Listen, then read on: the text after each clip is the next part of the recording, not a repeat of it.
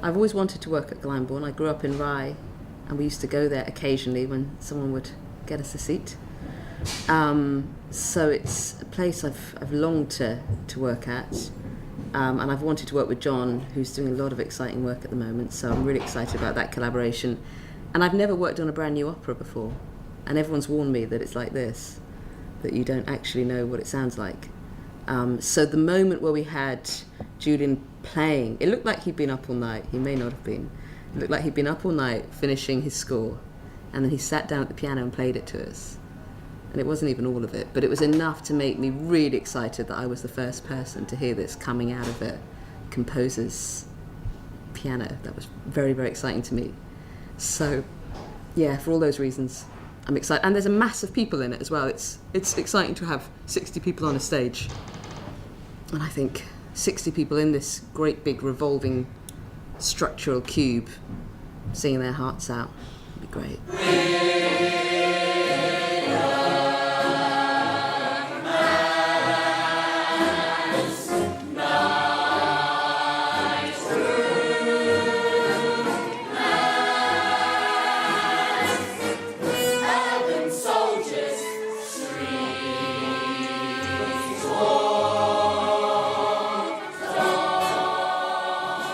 The music that I've heard is very watery. It is very lyrical.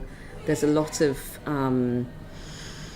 almost Debussy-ish watery rhythms going through it. And our set is the opposite to that. It's entirely brutal structure. It's very much responding to the structure of estates, boxes, cages.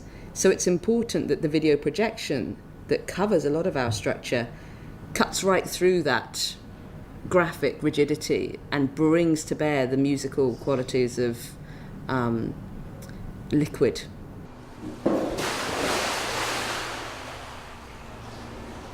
The character of Myrtle, she gets killed and then dumps her body in some water, and there's a musical passage after that, and the idea is he dumps her body at the bottom of the set and then it floats gently up through to the top of the set. Back you come, gently. So what we've been doing is we've been repeatedly dunking YVONNE in the water all morning to get this shot of her body floating. So instead of it floating, falling down, we'll invert it so she kind of goes up the set, so it's a little bit surreal. If you remembered, you don't die, do you?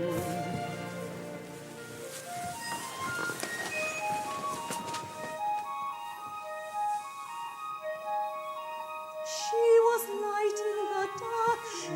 Hear the wound Where hope had where your soul had bled.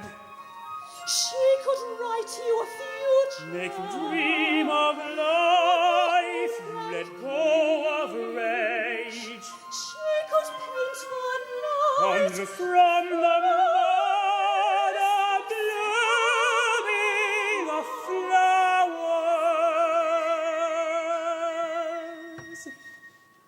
So if we analyse that little group of 1, 2, 3, 4, 5, 6 people as a little microcosm of what we're doing, 3 with hats, 2 with hoods, and 1 with just a scarf.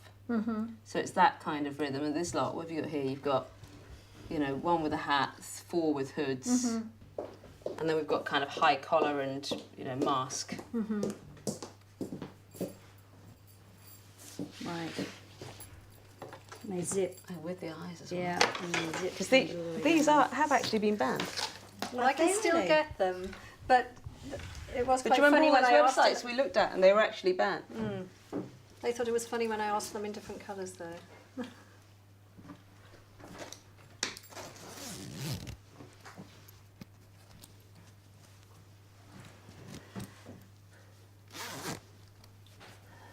Yeah.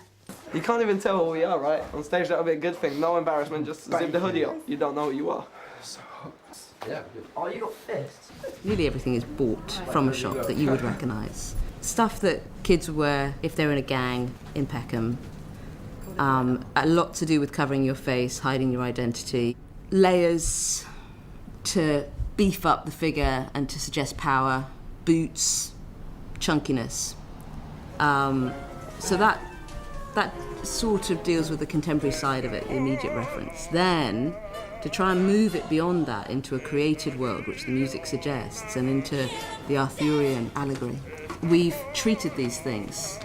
So you might dress someone in a layer of a hoodie and then a puffer and then an old cycling mask and a hat, and then get some pewter foil and pass it over the whole front of the costume, so it gives the impression more of armour.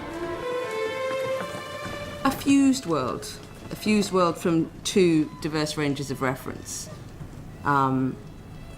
Because on the one hand, I need the audience to recognise these people and to know immediately what the hierarchy is, what the status of these people are, from their own knowledge of what people wear now. And on the other hand, I want to take them beyond that into a world that's created and imagined.